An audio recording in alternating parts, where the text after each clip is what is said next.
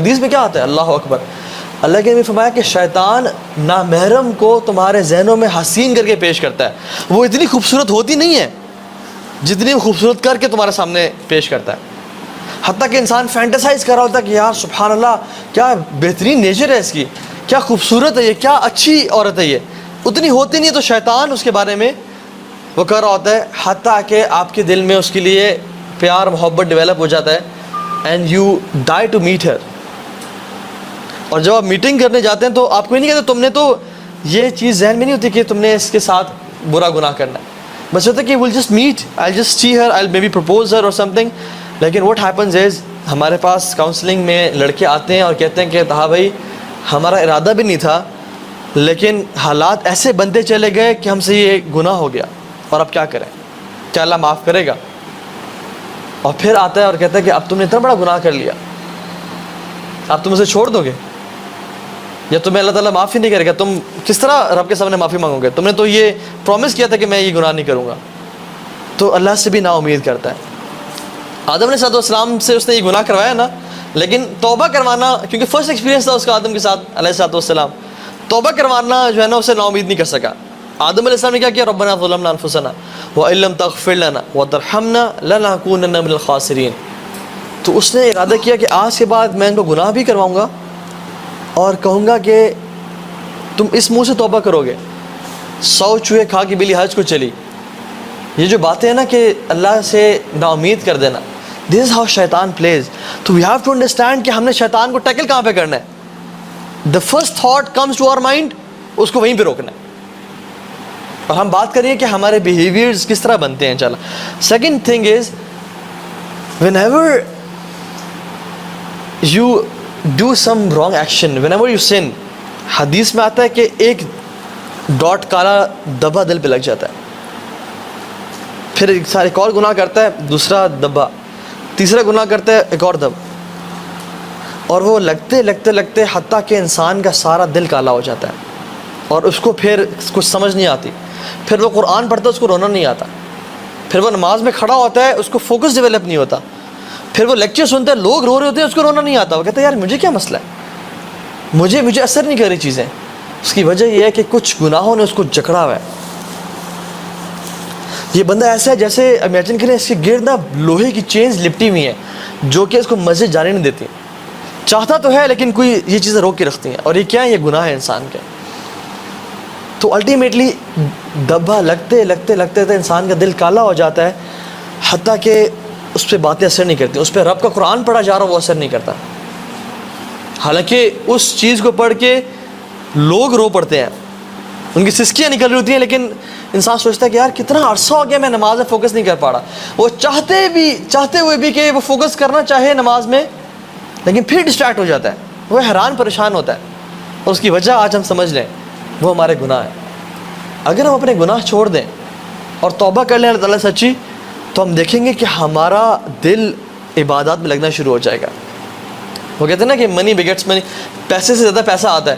اسی طرح سے گناہوں سے زیادہ گناہ آتے ہیں. جتنا انسان گناہ کرتا جا رہا ہو اتنے مزید گناہ آتے جاتے ہیں، اور جتنا انسان نیکیاں کرتا جائے اتنی نیکیوں کی توفیق مزید ملتی جاتی ہے. تو یہ جان لیں کہ شیطان کو آپ اپنے اوپر پاور دے رہے ہیں ایوری ٹائم یو اوبے ہم. اسپیشلی ہمارے ساتھ تو قرین بھی ہمارا ایک جن جس کو اللہ تعالیٰ نے ہر انسان سے پیدا کیا ہے. عبداللہ بن مسعود رحمہ اللہ رضی اللہ تعالیٰ عنہ، ان کے پاس ان کا قرین حاضر ہو گیا. قرین از اے جن، جن کو نہیں پتا ہم کس دن کے بارے میں بات کریں گے.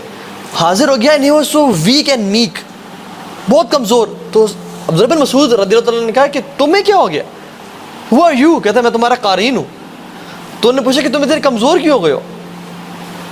کہتا ہے کہ آپ کی عبادات نے مجھے اتنا کمزور کر دیا ہے. تو یہ جان لیں کہ جتنا انسان کی عبادات زیادہ، جو شیطان ہے ہر انسان کے ساتھ وہ اتنا کمزور، اتنا حکم کم.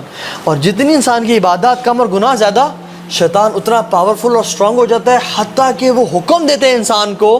وہ یأمرکم بالفحشاء، قرآن کہتا ہے، وہ وسواس نہیں کرتا، وہ یأمرکم، امر دیتا ہے بالفحشاء کہ تم یہ کام کرو. حتیٰ کہ لوگ ایسے بھی آئے ہیں جو کہتے ہیں کہ ہم مسجد میں ہوتے ہیں اور ہمیں کوئی خیال آتا ہے اور ہم سے رہا نہیں جاتا، ہم اٹھ کے چلے جاتے ہیں اور وہ کام کر دیتے ہیں. لوگ ایسے بھی ہیں جو کہتے ہیں کہ ہم لیپ ٹاپ بند کرنا چاہ رہے ہوتے ہیں لیکن ہم سے بند نہیں ہوتا. We don't want to go to that place, لیکن ہم سے روکا نہیں جا رہا ہوتا اپنے آپ کو. کیا ہے کہ شیطان اتنا حاوی ہو جاتا ہے انسان پہ, اور وہ ٹیمپٹیشنز ڈیزائرز اتنی قابو پا لیتی ہیں اس پہ کہ وہ انسان روک نہیں سکتا اپنے آپ کو. لیکن دوسرے لوگ کون ہیں؟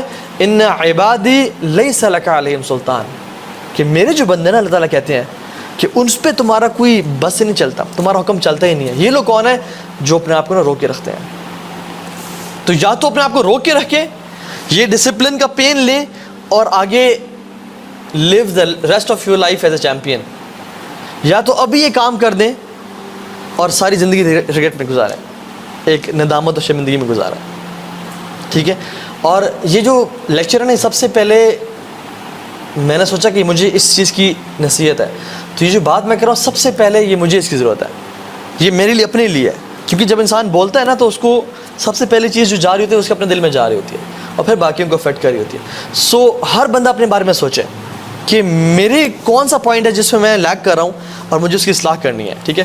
اسی طرح سے اللہ سبحانہ تعالیٰ نے جو آیت ذکر کی نا قرآن میں کہ وَلَا تَقْرَبُوا الزِّنَا إِنَّهُ كَانَ فَاحِشَةً وَسَاءَ سَبِيلًا, اس کے بعد اللہ تعالیٰ فرماتے ہیں وَلَا تَقْتُلُوا النَّفْسَ الَّتِي إِلَّا بِالْحَقِّ, کسی نفس کو آپ نے قتل نہیں کرنا, نہ حق قتل نہیں کرنا.